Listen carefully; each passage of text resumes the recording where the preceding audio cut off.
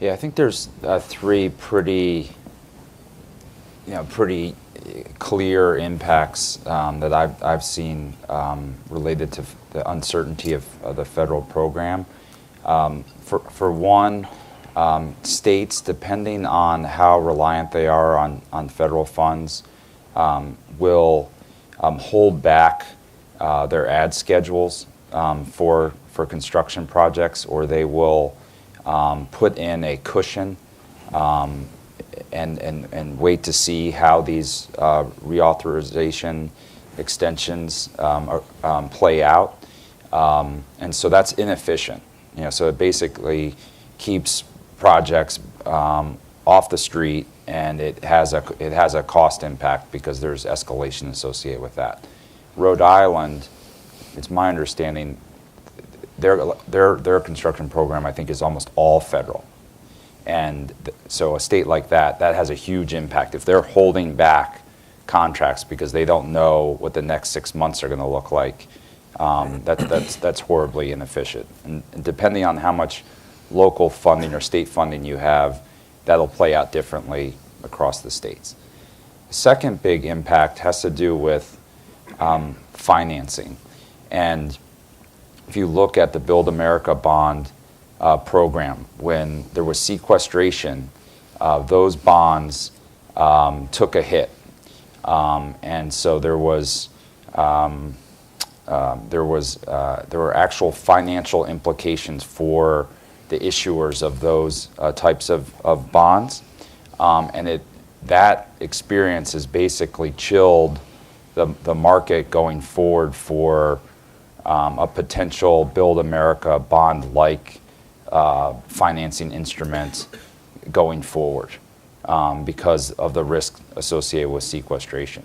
If you look at another type of financing that ties to the federal government, GARVs, so those are grant anticipation revenue notes, that market has changed quite a bit because there isn't a predictable authorization cycle. When Maryland issued GARVs associated with the inter-county connector, at the time we did 12-year bonds because we assumed 2 6-year authorization cycles. I mean, how that seems like charming now to think about that, but that has had an impact on that market, and so it's so there are certain issuers who can't even get into that market these days under the terms that otherwise would have been favorable 5 or 10 years ago when Jane Garvey created those bonds, or the concept around those bonds. And then the third thing really has to do with project selection.